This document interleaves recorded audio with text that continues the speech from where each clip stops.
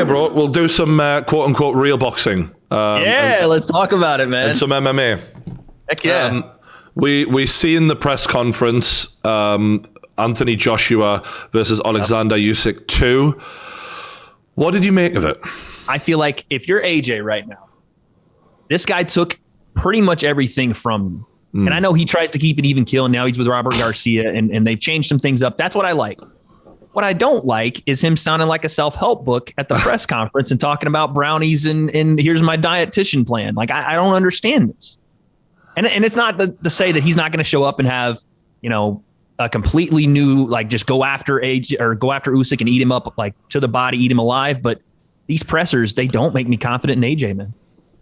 I think Eddie Hearn is very lucky that he is selling this fight on ability and what happened in the first fight than personality. You basically had Eddie going, and then you did this, AJ, and then that happened. Didn't you, AJ? Didn't you? And then AJ's like, yeah, I mean, stay humble, yo. Stay humble, stay hungry. Like, it's,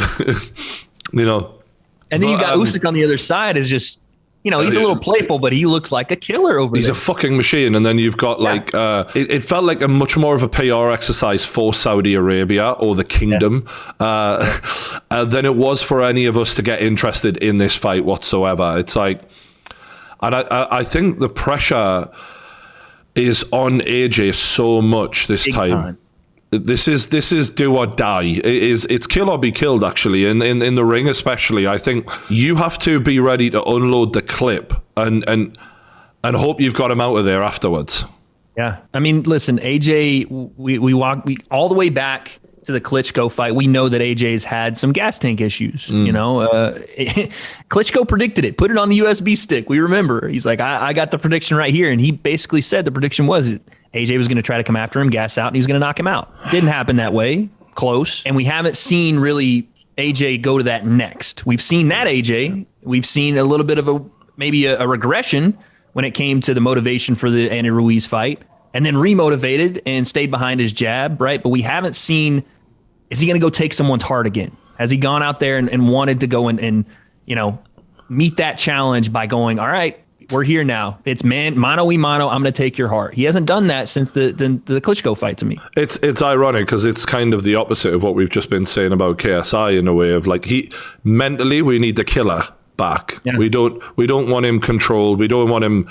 We want him controlled to know when to pull the trigger. But once you pull the trigger, you got to go absolute beast mode on him. Like you can't allow Usyk to survive, because if he survives that barrage and you've unloaded the clip as AJ does, you're a sitting fucking duck then, and Usyk will finish him.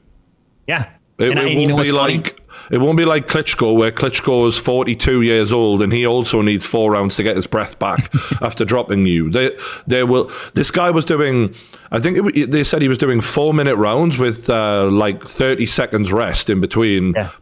And when I watched the AJ fight back, I'll give credit. AJ hung in there with him, like in terms of pace of fight. Like that was he was so fit, but even still, because he played his game and the instructions were so shocking. Stay behind the jab, AJ. Stay behind the jab. Like, what do you think this knockout's going to fall into his lap? You've got to go after him at some point. Absolutely. It was never. They never forced the issue the way he did with Pulev and all these other fighters. But like you said, it's a risk for sure. But what do you have to lose now? Your belts aren't there. Yeah. You have to go and rip to the body of Usyk. Rip him to the body. The smaller man in there, coming up from cruiser. The body is a bit of a weakness. If you have one on Usyk, rip him. And it's not as easy as just me saying, hey, go rip his body. Obviously, Usyk's slick. Obviously, he's got a nice jab. He can, like you said, change levels, move off the center line. You're not going to catch him still. He's not going to stand in front of you. His feet, in terms of closing the distance, I think he's the best heavyweight in the world, especially because when he was stepping in with that backhand, AJ was just getting shook. Like, where the fuck did that come from? Because he's in and out so beautifully.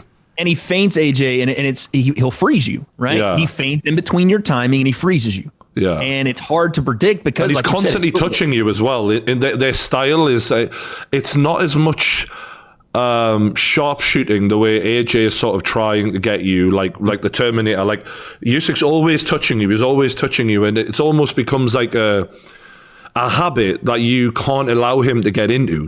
When he gets that near you, like you say, blast him to the body and be like, don't fucking come near me, prick. Yeah. You know, seriously, he's going to have to, like, it's going to have to be AJ taking precedence here. He's going to have to go on the front foot and meet him. And you might even have to try to chase Usyk down a bit here because he is slick and he's not going to stay in front of you and get in a fire fight. So you're going to have to. There's been a lot of talk about the chin of AJ because of those wobbles that we've seen him have.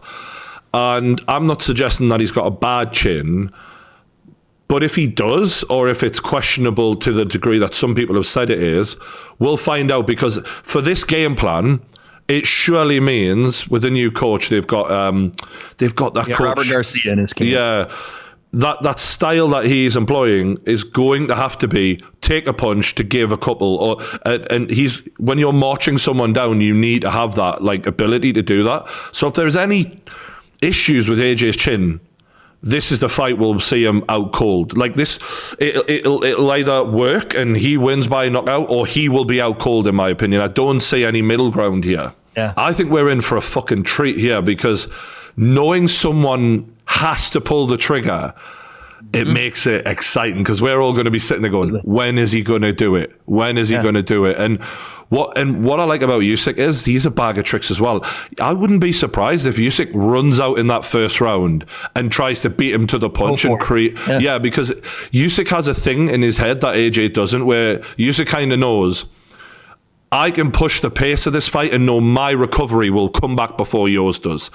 Genetically, he's just got that. And when I watched the 12 rounds back, that was one of the most, that is the fittest I've ever seen a heavyweight at the elite level. Like, the amount of fucking feints and the footwork and the constant throwing the jab out there, the energy that he expelled in that, like, no wonder AJ was drowning at the end, because there's just no way to keep up with that. There was no drop off in his explosion when he showed it, right? He was playing the pity pat, and then he would fire that left hand down the pipe. And it was the same in round one. The commentators are saying early on you'll see the speed of Usyk, but eventually the speed will go, and that's when AJ will take over. And like, it was round 10 and he's just still fucking foot to the fucking floor, mate. It was amazing. Never went away.